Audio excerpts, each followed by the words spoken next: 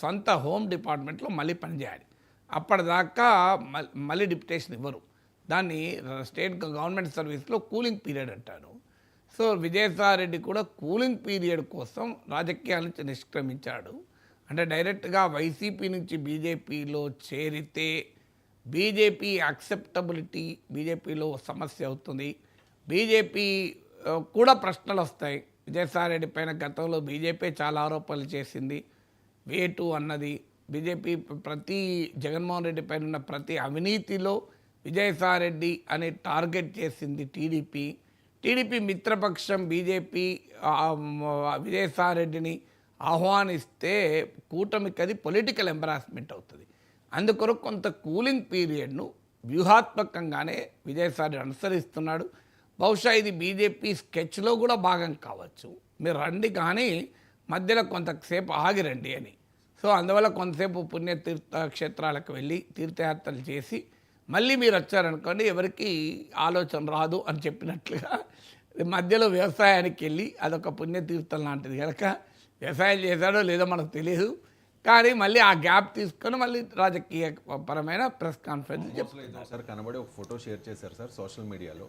And Bharatiya Janata party ఎలాగో washing powder నిర్మాయ కదా sir. So అంటే ఆ వాషింగ్ పౌడర్ నిర్మాయన కూడా పూర్తిగా ఎబ్బెట్టుగా ఉండకూడదు కదా. ఇప్పుడు వీళ్ళకి ప్రాబ్లం ఎక్కడ వస్తుంది అదే. ఇప్పుడు ఆంధ్రప్రదేశ్లో ఏంటంటే అన్ని ఎక్స్ట్రీమ్లు కదా.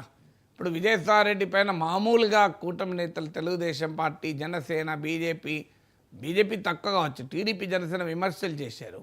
ఇప్పుడు విజయసాయిరెడ్డి బీజేపీ నాయకుడిగా తిరిగి వస్తే సో మామూలుగా ఉండదు. చంద్రబాబు నాయుడు పక్కన విజయసాయిరెడ్డి ఊహించుకోండి ఒకసారి సీన్.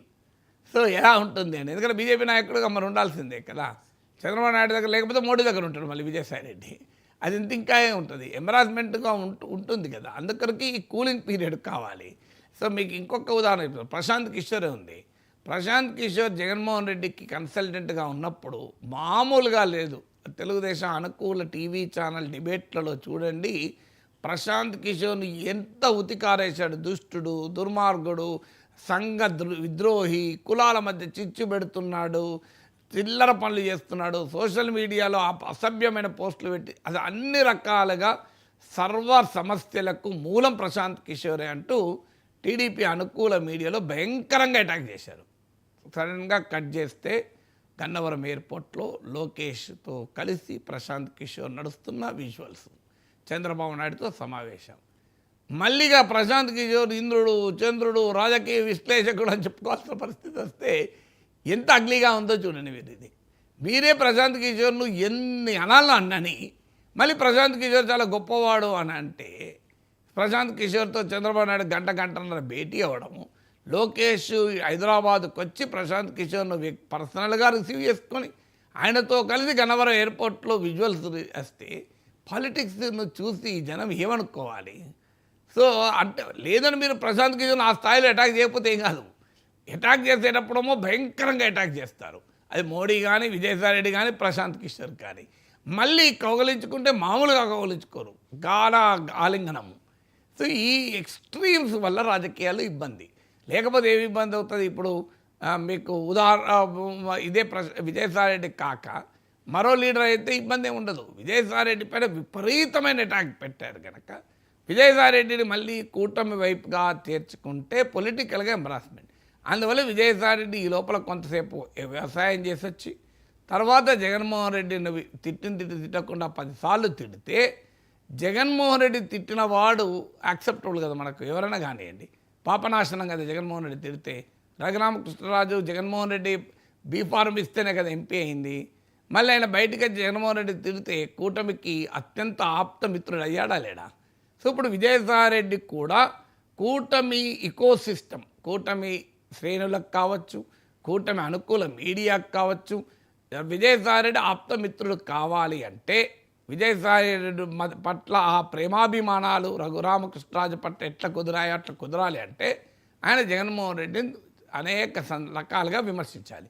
జగన్మోహన్ రెడ్డి ఆయన అనేక రకాలుగా విమర్శించితే గతంలో విజయసాయిరెడ్డి పైన టీడీపీ దాని మిత్రపక్షాలు చేసిన దాడి ప్రజలు మర్చిపోయి, ప్రజలు కాదు టీడీపీ శ్రేణులు మర్చిపోయి ఇప్పుడు మావాడే కదా, ఎందుకంటే మా జగన్మోహన్ రెడ్డి తిట్టిన వాడు మావాడే కదా. సో నాగబాబు ట్వీట్ గుర్తొస్తుంది మనకు. మన పరాయి వాళ్ళతో కలిసిన మనవాడు పరాయివాడే, మన వాళ్ళతో కలిసిన పరాయివాడు కూడా మనవాడే. సో ఇక్కడ మన వాళ్ళతో కలిసిన పరాయివాడు మనవాడే, పరాయివాడిని తిట్టిన మనవాడు కూడా మనవాడే, పరాయివాడిని తిట్టిన పరాయివాడు మనవాడే. ఇప్పుడు నాగబాబు ట్వీట్కి ఇది అడిషనల్ ట్వీట్. పరాయివాడిని తిట్టిన పరాయివాడు మనవాడే. పరాయివాడు ఎవరు? జగన్ తిట్టిన మరో పరాయివాడు ఎవరు? ఈ విజయసాయిరెడ్డి. సో పరాయివాడిని తిట్టిన పరాయివాడు మనవాడే కనుక విజయసాయిరెడ్డి మనవాడు చేసుకునే పనిలో ప్రాసెస్ ఇది. మీరు చూస్తుండండి, ఇలాగే విజయసాయిరెడ్డి జగన్ను ఇంకా ఇంకా అంటాడు. అల్టిమేట్గా బీజేపీలో తేలే అవకాశమే ఉంది. ఇది ఇవాళ చేస్తున్న పొలిటికల్ స్పెక్యులేషన్. ఈవెన్ ఆయన రాజకీయాల నుంచి నిష్క్రమిస్తాడన్న రోజు కూడా నేను ఇదే చెప్పాను. మరి ఎందుకు ఈ పని చేస్తున్నాడు విజయసాయిరెడ్డి? విజయసాయిరెడ్డి స్టేట్మెంట్లో ఉంది, A2గా అన్నిట్లో నన్ను స్థిరపరిచారు అన్నాడు. సో మరి A2 ఉన్నప్పుడు మరి ఎక్కడ ఉండాలి? A2గా సిబిఐ ఈడీ కేసుల్లో ఉన్న వ్యక్తి నీకు ఈడీని తప్పించుకోవాలంటే మోడీతోనే ఉండాలి, ఇంకో మార్గమే లేదు. అలా ఈడీని తప్పించుకోవడానికి మోడీతో ఉన్న జాబితా చాలా పెద్ద. దేశంలో అశోక్ చౌహాన్ మహారాష్ట్ర మాజీ ముఖ్యమంత్రి, ఆదర్శ్ సొసైటీ కుంభకోణంలో కీలక వ్యక్తి. హేమంత్ బిశ్వాస్ శర్మ ఆ స్కామ్ ఈ స్కామ్ చిట్ ఫండ్ స్కామ్లో పేరుంది. సువేందు అధికారి బెంగాల్ ప్రతిపక్ష నేత. సో ఇలా చాలా పెద్ద లిస్ట్ కదా. సో ఈడీ సిబిఐ మీకు శివసేన ఎమ్మెల్యేలు అలాగే ఎన్సీపీ ఎమ్మెల్యేలు అజిత్ పవార్, నరేంద్ర మోడీయే 70,000 కోట్ల కుంభకోణం చేశాడని చెప్పి అజిత్ పవార్ తిట్టాడు కదా. సో ఈడీలో A2 ఉంటే మోడీలో A2 ఉండాల్సిందే, లేకపోతే ఈడీ E2 అవుతుంది, A2 పై ఇంకా A1 కూడా అవుతుంది. అందులో మోడీతో కలవాల్సిందే. So Vijayasai Reddy fits into the pattern కదా. అశోక్ చౌహాన్, హేమంత్ బిశ్వా శర్మ, సువేందు అధికారి, అజిత్ పవార్, ఇలా చాలా పెద్ద లిస్ట్ కదా ఇది. ఈ లిస్టులో ఇప్పుడు విజయసాయిరెడ్డి జాయిన్ అవుతున్నాడు. ఏముంది?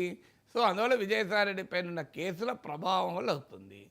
సో దీనికి ఇంకో డౌట్ ఏముంది? ఇక వ్యక్తిగతంగా జగన్మోహన్ రెడ్డితో విభేదాలు ఉన్నాయా? ఉండవచ్చు, కాదని అన్నాను. ఎందుకంటే ఆయన ఇవాళ స్టేట్మెంట్లో కూడా విక్రాంత్ రెడ్డి, వైవి సుబ్బారెడ్డి కొడుకు గురించి మాట్లాడాడు, కాకినాడ సెజ్ గురించి. సో అందువల్ల ఆయనకు వైవి సుబ్బారెడ్డి నీకు ఉత్తరాంధ్ర ఇన్ఛార్జిగా విజయసాయిరెడ్డి ప్లేస్లో వైవి సుబ్బారెడ్డి జగన్ పెట్టడం ఆయనకు నచ్చకపోవచ్చు.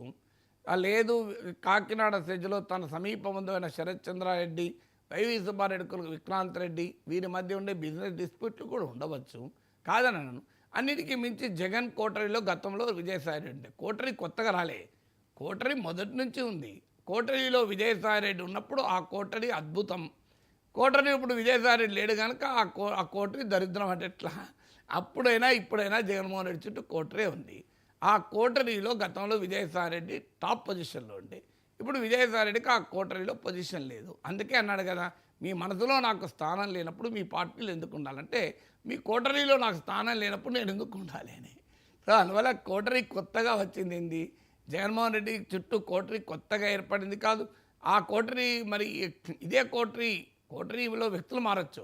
ఇదే కోటరీ 2019లో ఆయన ముఖ్యమంత్రి కూడా చేసింది కదా. మరి ముఖ్యమంత్రిని కూడా చేసింది కోటరీ అప్పుడు లేదా? 2019లో జగన్మోహన్ రెడ్డి కోటరీ లేకుండా రాజకీయం నడిపాడా? సో అందువల్ల ఓడిపోయినప్పుడు ఎప్పుడు కూడా గెలిచిన సమయంలో నువ్వు విభేదిస్తే మెచ్చుకుంటారు, ఓడిన సమయంలో విభేదిస్తే పారిపోతున్నట్లు లెక్క.